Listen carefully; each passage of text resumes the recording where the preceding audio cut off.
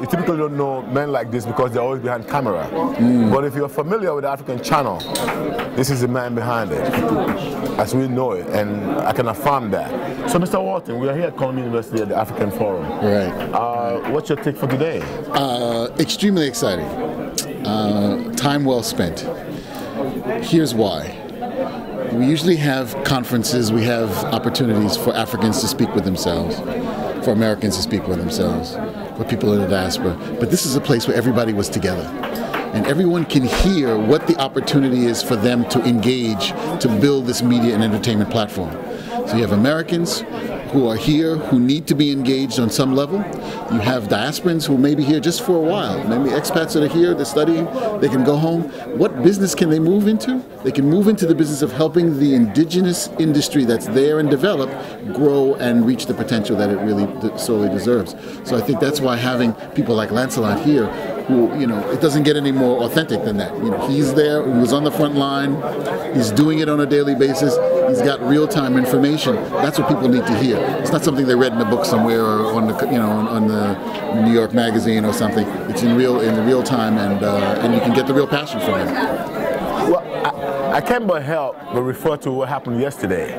There was another big media brother who was in the house, Armstrong, and you and him did a little tit and tat. Right. Can you give us a little highlight? Because it was a very important issue you guys were really trying to iron out as regards to this business of, you know, the African business, African film business and television broadcast. Can you just give us a little? And Michael Armstrong is from BET International. Correct. I think at the core of what we were talking about is really how do we have platforms here in the U.S.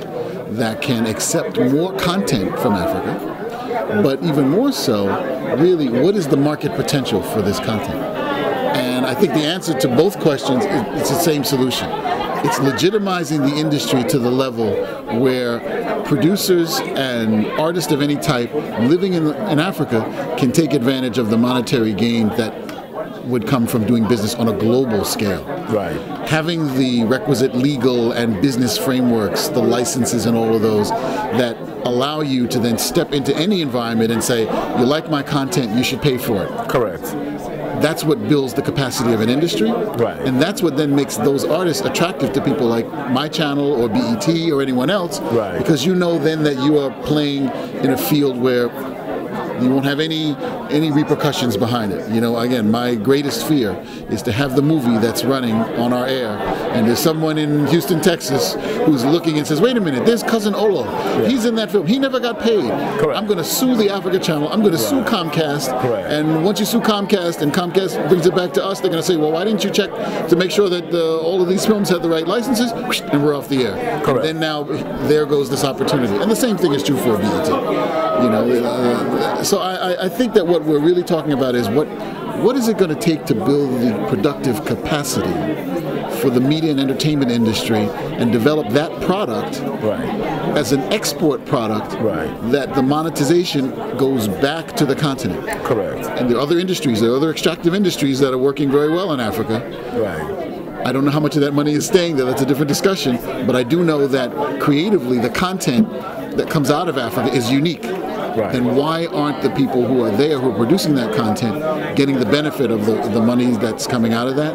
The structures are not in place. And that's where the people that are here, together with people over there, can come together, and it's all about business. Totally.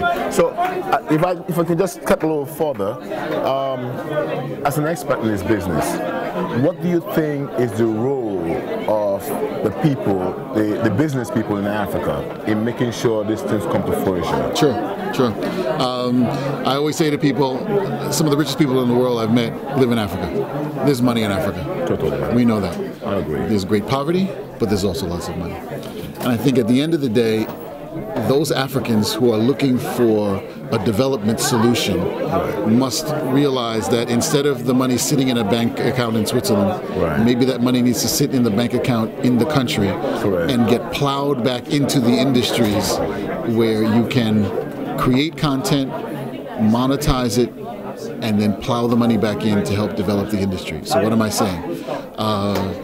Film distribution and production.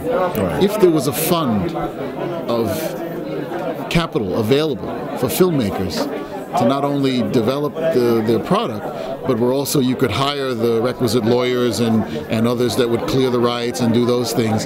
Then you'd have product that could be sold on a world market. Right. Guess what? The entertainment industry has some of the best profit margins of any industry. Correct. Now, of course, there's risk involved, but there's also high return involved. Of course. So you take those business people that are sending their money overseas for investment, you keep it at home, put it into this industry, develop the framework that makes it work, and then you develop a capacity for investment in entertainment that reaps you a reward. And it builds the economies.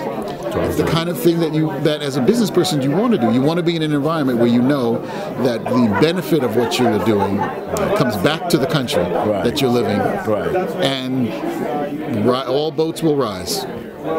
As an expert, we're going to try to wind down, but as an expert, because you are definitely an expert. I'm not an expert. It's a nuance. And right now, there's nobody in this field that we know the way we've known you in this field. Sure.